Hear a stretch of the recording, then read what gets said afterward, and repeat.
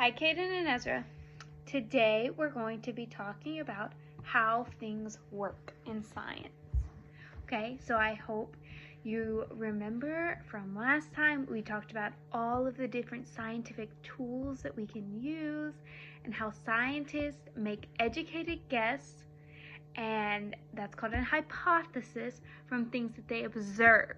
Remember, observing is things we can see, hear, taste, smell, and feel. So we use our senses to observe the world around us. And then scientists ask questions and make guesses and design experiments and look at the data from those experiments to decide how things work and to learn about different things. So we're going to be learning about some of those experiments and how those things work, okay? So, have you ever noticed that everything God created works together? God created order. When God created the universe, He designed it to work in a very special way. Scientists who understand how the universe works are able to use the scientific method better. And if we understand how things work, we will have better scientific observations and make better guesses. We can design better experiments and discover new scientific ideas. Energy. What gives you the strength to run? Energy. Energy is the ability to do work. Now, work means something a little bit different in science. It means anytime we exert energy. So not just like, oh, I go to work or I have to do my school work, but it's anytime we exert energy, okay? So God created energy, and energy makes things go. The food you eat gives you energy. Energy is found in many forms. We see energy in many ways. Your muscles have energy to run and play.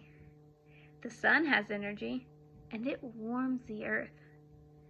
Sunlight energy helps plants make food for themselves.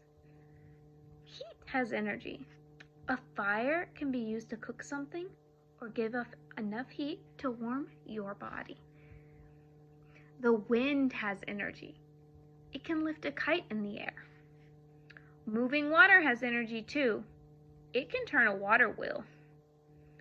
Sound has energy. This is how it is able to travel to your ear. And every kind of energy can make something work. Cars burn fuel or use electricity for energy. Some cars burn gasoline. Some cars use gasoline and electricity.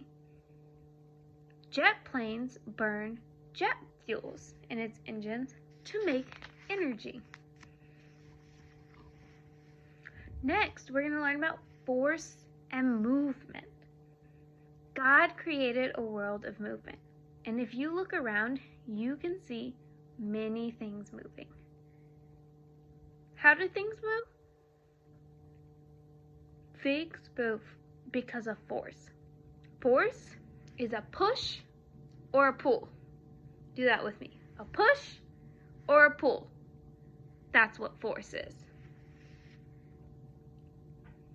How do forces make things move? Air pushes against the sides of balloons, balls, and bubbles to make them float or bounce. The push of air is a force. Wind is moving air, and wind pushes on the windmill blades to make them move. The push of the wind is a force. The force of the wind can move the branches and leaves in a tree, can move leaves across a yard, and it can also move your hair and your clothes. Moving water can carry you down a river.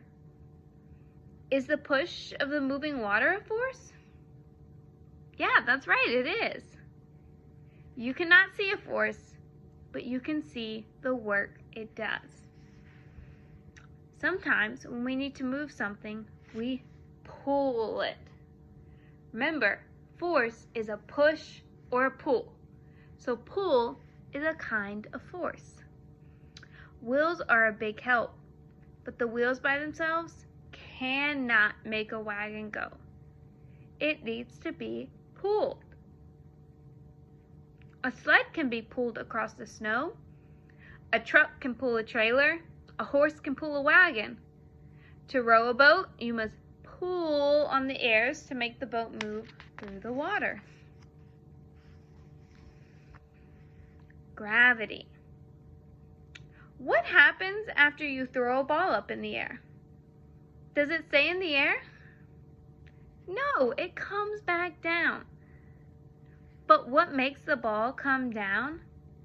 The earth pulls everything. So remember, force is a push or a pull. So the earth uses force to pull everything down. We call the pull of the earth gravity. So gravity is a force. We cannot see gravity, but we see what it does. The force of gravity makes a ball come back down. Can you imagine the earth without gravity?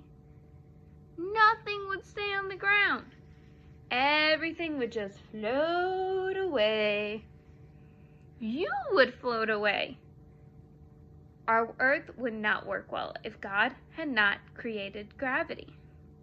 God planned the force of gravity perfectly. Gravity makes water pour out of a pitcher and into a glass. Gravity makes an apple fall down out of a tree instead of floating up.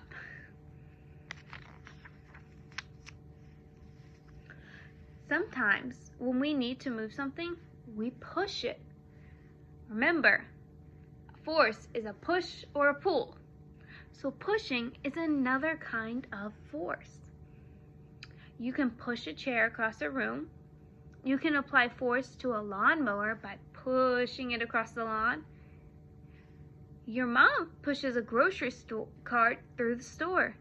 And when you pedal your bicycle, you're applying force to the pedals as you push with your feet so that you go forward. Magnetism is a different kind of force that God created.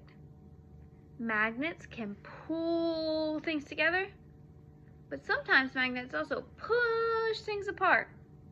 Remember, magnets are a force too because it's a push or a pull. God designed magnets to work in a very special way.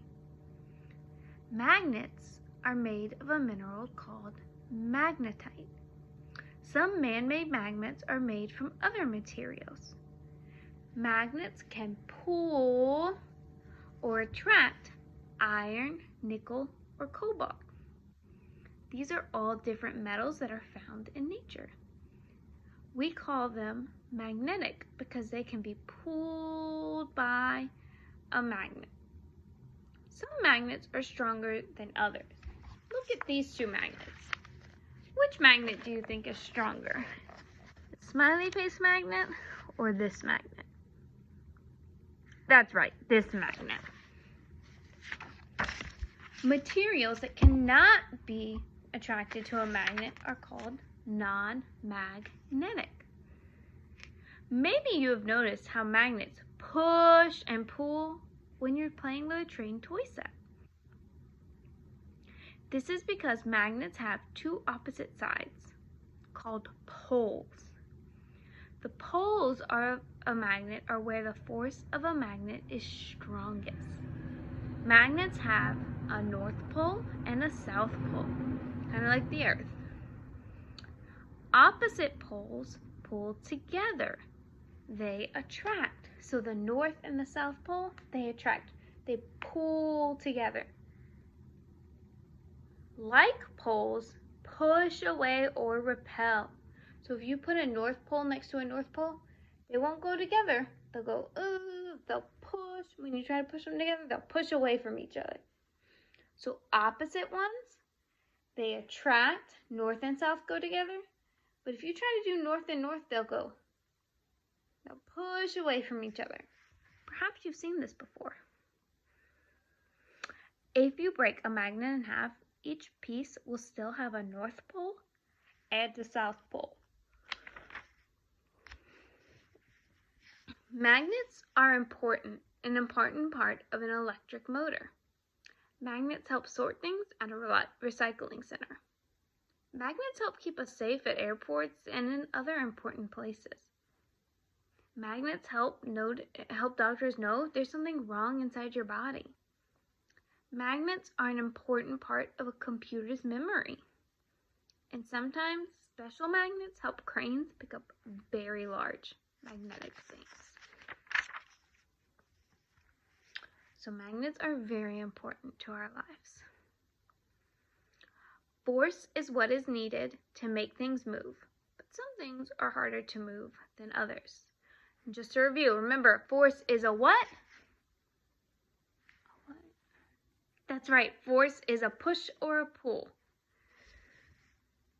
Machines make it easier to move large or heavy things. Using less effort, the push or the pull of some forces become more powerful with the use of a machine. So we're going to learn about 6 machines called simple machine.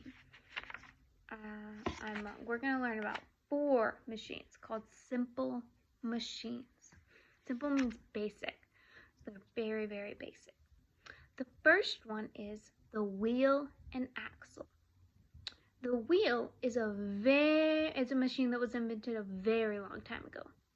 In ancient times, people saw that rolling things move more easily. Wheels turn or revolve around an axle, and wheels help many things move. So an axle is like a stiff bar, so you can make a stiff bar with your hand, and a wheel rotates around it to move. Okay, so we've seen wheels in many different places. So here's our axle, our stiff bar, and our wheel rotates around it. What are some things that use wheels to move? That's right, a car. Do you think we could just drive a car by ourselves? No, but it uses a wheel. Your bicycle does too. These simple machines help our force mean more. The next machine is an inclined plane. Inclined means slanted like this.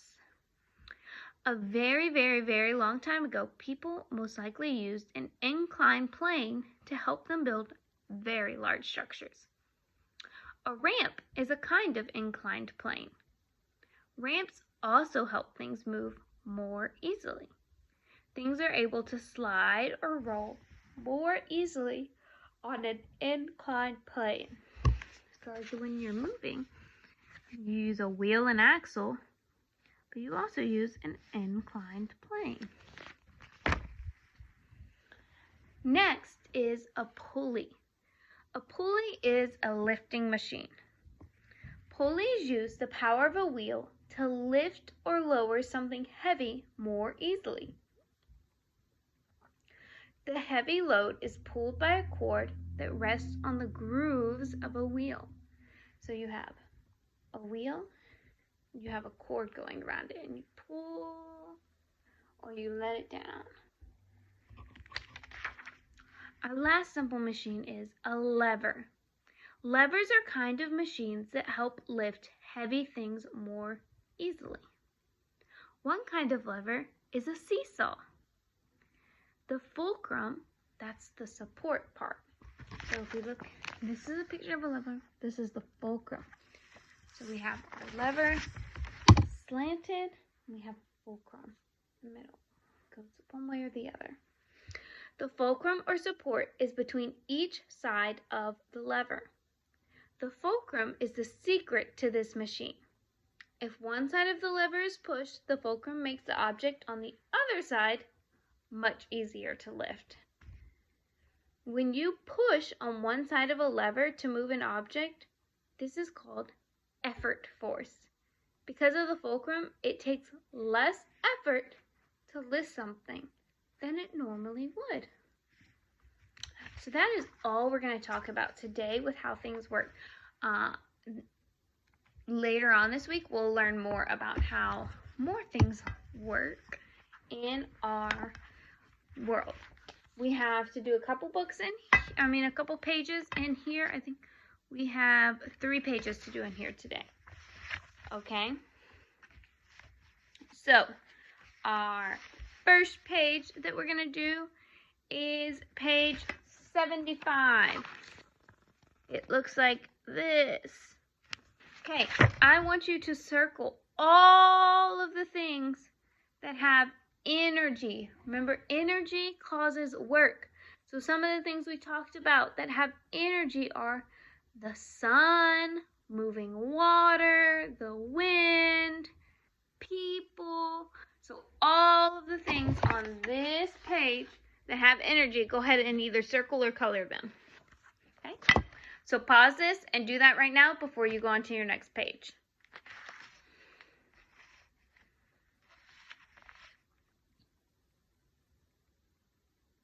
Okay, I'm assuming you're done. Now we're going to do page 76. So the page right on the back of the last page, right?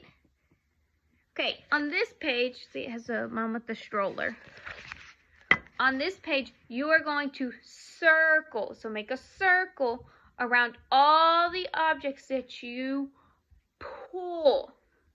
So all the objects that you pull to use force, you're going to circle. You're going to draw a box, so a square, around all the ones that you push. So pull, draw a circle. Push, draw a box. So go ahead and do that right now. Okay?